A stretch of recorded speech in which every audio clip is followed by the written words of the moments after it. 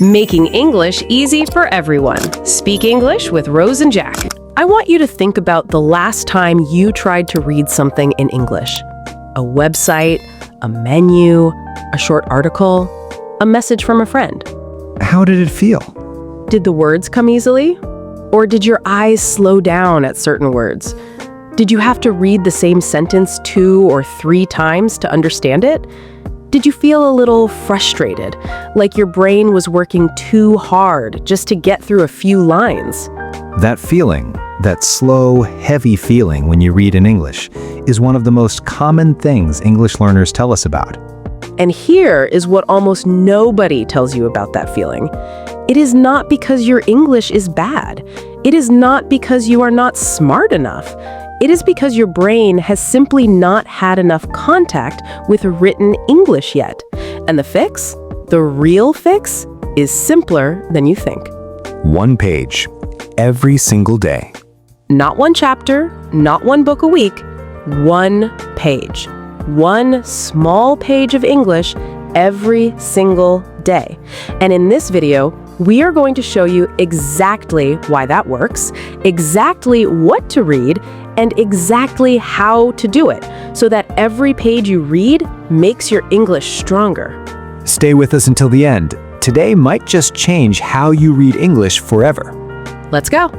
Hey everyone, welcome back. I am Rose. And I'm Jack.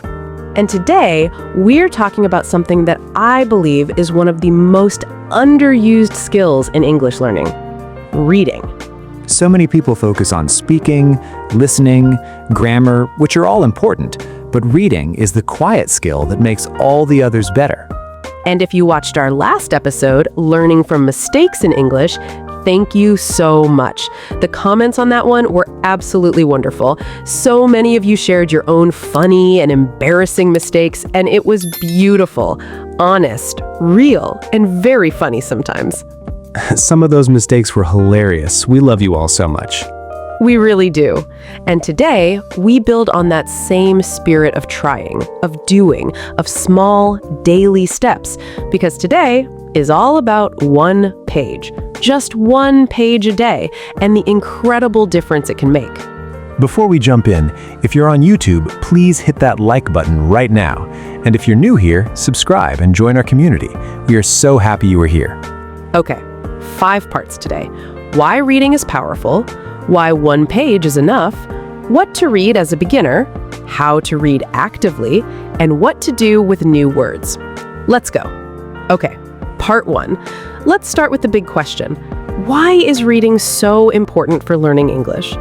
You might be thinking, Rose, I want to speak English. Why are you telling me to read? Yeah, what does reading have to do with speaking? Everything.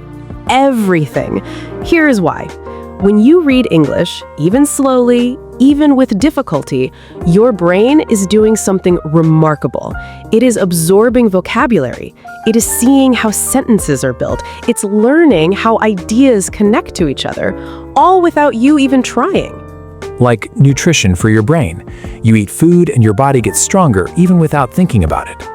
I love that. Reading is nutrition. Your English brain gets stronger and richer every time you read, even when it feels slow or hard. So reading builds vocabulary? Reading is one of the fastest and most natural ways to build vocabulary, because when you see a word in context, inside a real sentence, next to real ideas, your brain learns not just what the word means, but how it is used, how it feels in a sentence. Research shows that people who read regularly have larger vocabularies, stronger grammar, and better writing skills. And all of those directly improve your speaking too. Because the words and patterns you see on a page, they start to appear in your mouth when you speak. So reading feeds speaking, even though they feel like completely different skills. Exactly. They are connected at the root. Your reading vocabulary becomes your speaking vocabulary. The sentence patterns you see in a book, those are the patterns your brain reaches for when you talk. Reading and speaking are not separate. They are family. Reading and speaking are family. That is a great way to put it. Okay, Rose, 1 page a day. When I first heard that, I thought, that sounds almost too small. 1 page cannot really make a difference, can it? That is exactly what most people think. And that thinking it is too small to matter is what stops people from ever starting. Because they think if they cannot do a lot, they might as well do nothing. Exactly. All or nothing thinking. And it's one of the biggest enemies of real progress. Because here's the math. 1 page a day, every day, is 365 pages a year. That's more than 1 full book every single year, just from 1 page a day. 1 page a day equals 1 full book a year. That's actually a lot. And think about what changes when you read 1 full book worth of English in a year. The vocabulary you collect, the sentence patterns you absorb, the ideas and stories your brain processes in English, all from just 1 page, every morning with your coffee or every evening before bed. And there's another reason 1 page is perfect. It's so small, you can never use the excuse, "I don't have time." You always have time for 1 page. 1 page takes about 3 to 5 minutes for a beginner. That's less time than 1 social media scroll, less time than 1 short video. 3 to 5 minutes for a page of English that makes your brain stronger. And when you finish 1 page, you feel good, accomplished. That small win makes you want to do it again tomorrow. Small wins build momentum. Momentum builds habits. And quiet, consistent daily habits build real fluency. Not big, dramatic study sessions, not cramming for a test.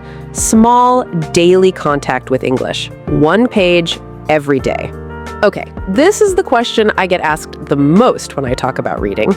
Rose, what should I actually read? What is right for my level? Because this matters a lot. If the material is too hard, it's frustrating and you stop. If it's too easy, you don't grow. Exactly. You want material that's slightly above your comfort zone, not so hard that every word is new, not so easy that you learn nothing, slightly challenging but still enjoyable. So what does that look like for A1 and A2 learners specifically? Option 1, graded readers. These are books written specifically for English learners at different levels. A1 and A2 graded readers use simple, controlled vocabulary and short sentences. The stories are interesting, sometimes famous stories adapted to simple English, and you can find them in bookstores, libraries, or online. Graded readers are honestly the best starting point for beginners. They're designed exactly for this level. Option 2, children's books in English.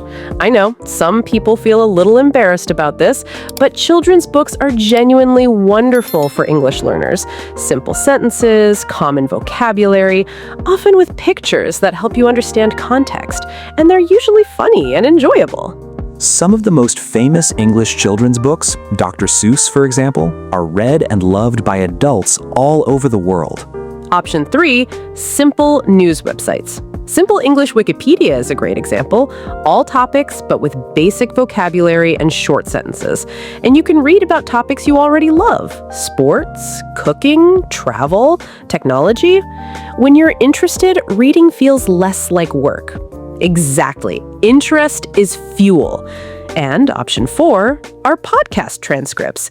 Many English podcasts and YouTube channels have written transcripts. Read along as you listen. You see the words and hear them at the same time. Double the learning in 1 moment. Read the words and hear them together. Perfect for building reading and listening skills at once. Okay, part 4.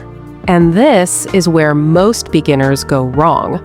They sit down with their 1 page and they just read it with their eyes, passively, like watching a movie without really paying attention.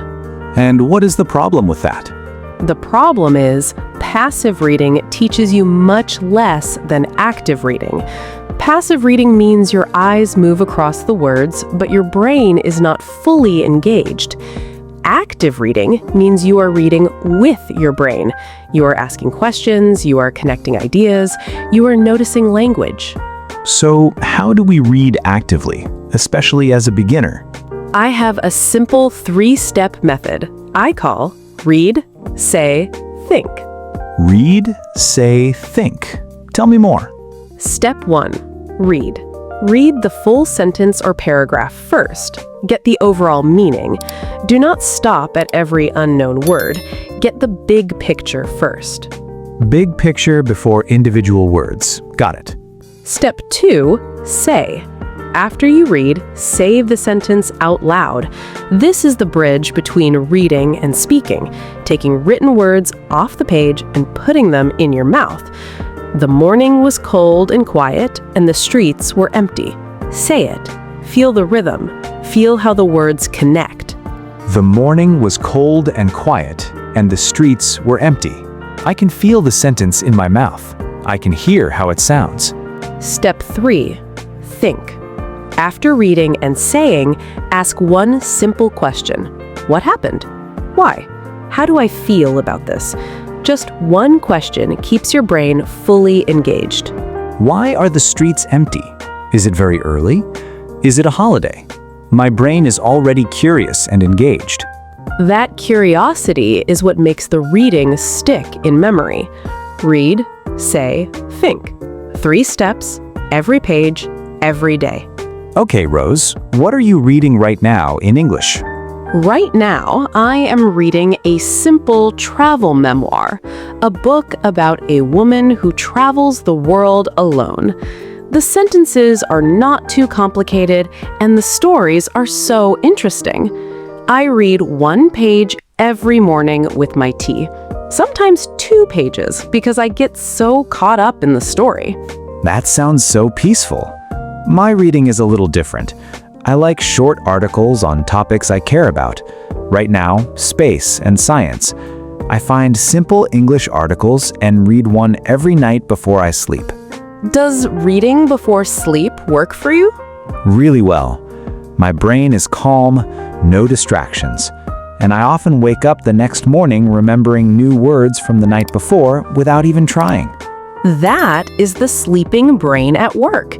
Your brain processes what you read right before sleep very efficiently.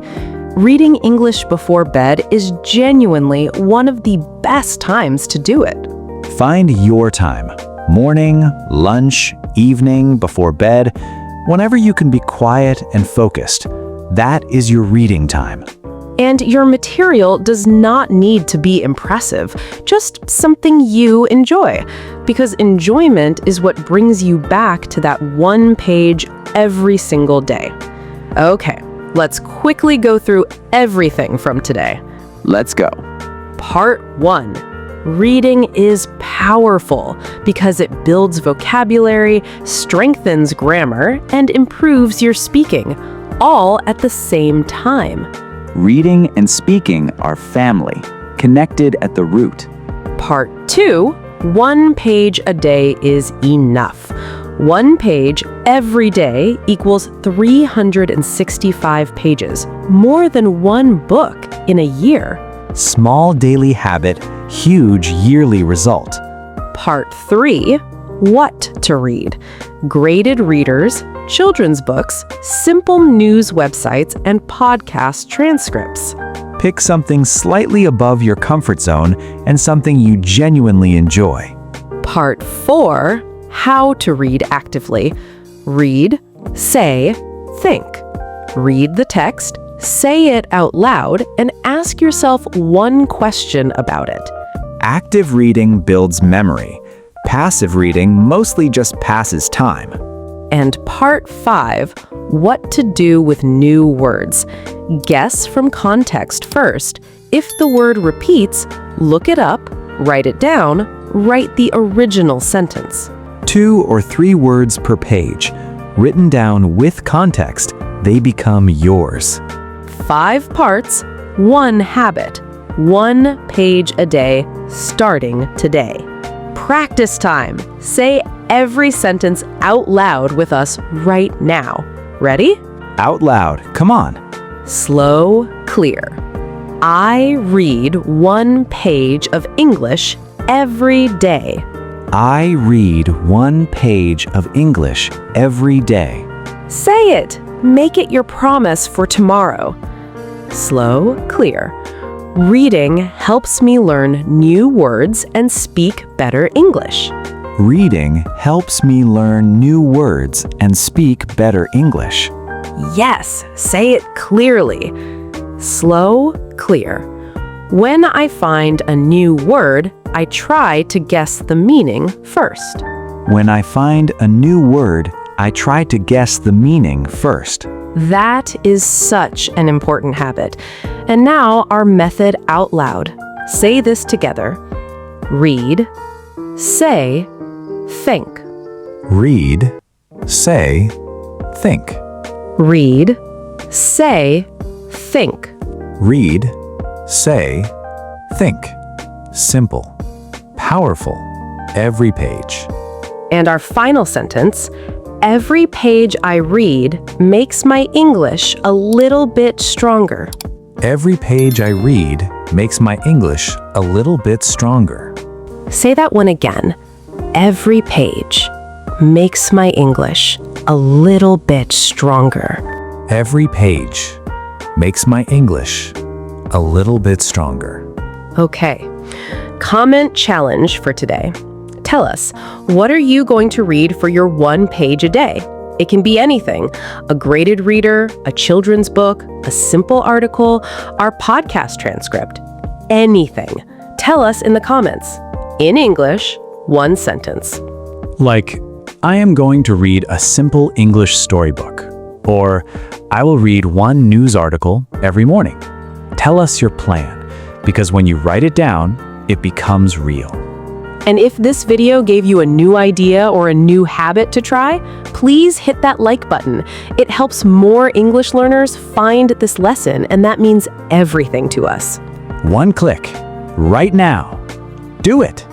And subscribe and hit that bell icon so you never miss a new episode. We have so much more coming, and every episode builds on the last one. We are so glad you are here, every single one of you. Rose, one page every day. What do you want people to really feel after this episode? I want them to feel something very simple. Permission. Permission? Permission to start small, because so many English learners believe that if they cannot do something big, they should not do it at all. They think, one page is not enough. I should read a whole chapter. I should study for an hour. And because they cannot do the big thing right now, they do nothing. So they are waiting for the perfect conditions that never come. But one page is enough. One page today is better than one chapter someday. And if you read your one page today, and tomorrow, and the day after, 1 year from now, you will look up and realize you have read more English than you ever imagined. Your vocabulary, your grammar, your speaking, everything will be richer and more confident. One page at a time. The whole book gets read. And speaking of building something beautiful, next video, we have a wonderful new episode for you. We are going to teach you how to talk about your feelings and emotions in English, how to say exactly how you feel. Happy, nervous, excited, surprised, tired, proud, using simple, natural vocabulary that real people use every day. Such a useful topic, because we have feelings every single day, and now you will have the English words for all of them. Subscribe and hit that bell right now so it comes straight to you. You do not want to miss it. We will see you next video. We'll see you next video. Bye! Bye!